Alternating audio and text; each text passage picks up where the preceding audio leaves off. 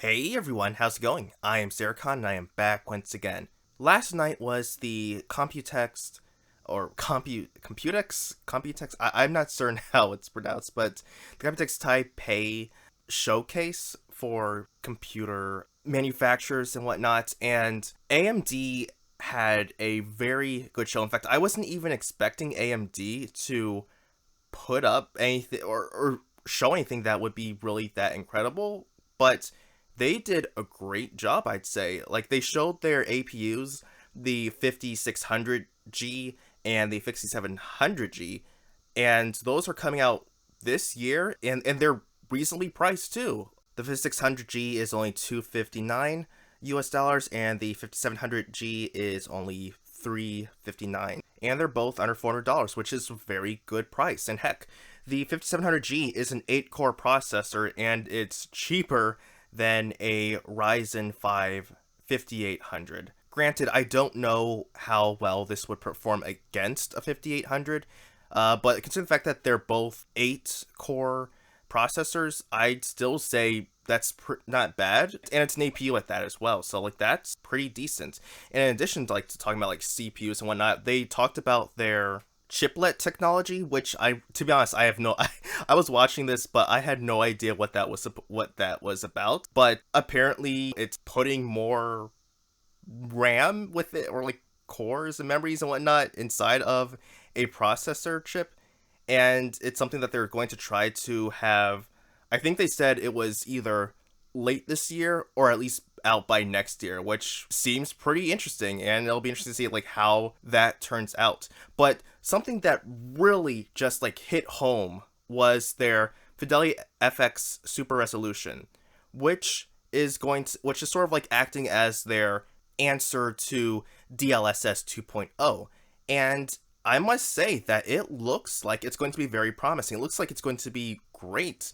And it's something that happened that I was completely surprised. And I even asked a Discord server that I was in. I asked them, I said, did I actually hear that right? Because I wanted to make sure that I heard it right. And other people, they answered it and said that, yes, that was right.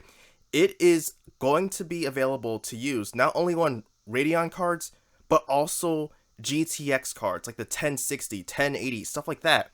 It's an open source program that will be used on both AMD and Nvidia. So like that's incredible. That is one of the most consumer friendly things that AMD could have done, and I really have to give them credit for that because that's awesome what they did right there. I wish I could say the same thing for Nvidia though. Now, I had missed Nvidia's presentation. I fell asleep during that, well, before that happened. But when I woke up and saw like recaps and whatnot, I was very disappointed in them. Yes, we got the 3070 Ti, or Titanium, and the 3080 Ti, however you want to say it.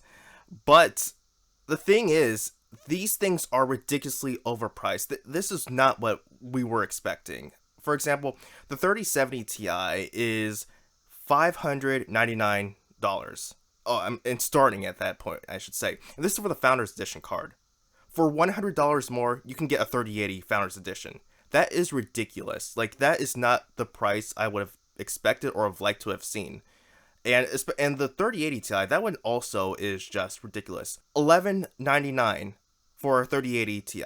Like, that's what I would expect a partner card to be priced at. You know, if you were getting something from ASUS, like a Strix card, or if you were getting an EVGA card, you know, maybe an FTW. But for a Founders Edition card to be priced at $1,200 is ridiculous. Like, that's insane. And the fact that you're only getting 2 extra gigabytes of VRAM, and sure, you're getting some more tensor cores and whatnot, but NVIDIA has really become complacent, and that is sad. That is pathetic on their end, and I'm really hoping that AMD is able to take advantage of the situation and just slap some sense into them, because they really need a wake-up call, because this is pathetic on their end. There is no excuse for pricing this card at such a high price. I mean, seriously, it's just $300 less than the 3090. And at this point, again, I am not certain what GPU I will be getting.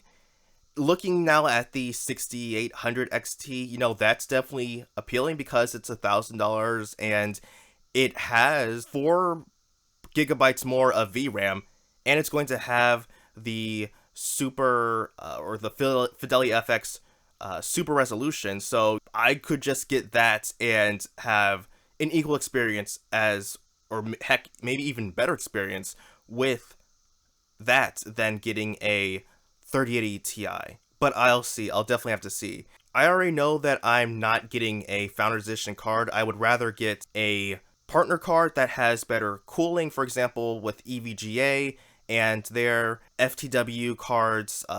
Those would have a better cooling than the Founders Edition cards, which, like I said, originally was something I was looking at for the 3080. But I already know that that when the 3080 Ti cards come out from them, it's probably going to be maybe $1,400. I am not paying that much for, and I'm saying like that's probably the bare minimum. Like that's probably the lowest point that I could get it at. But ultimately, it'll depend on what card is available. Again, there is a shortage of GPUs, so that's going to be the biggest factor right now. But let me know what you think. Did you all watch the presentations last night? Did you catch any recaps? What do you think about what AMD's done, and what do you think about what Nvidia's done? Let me know in the comments below. So until next time, everyone, I am Xeracon signing off. Have a good one.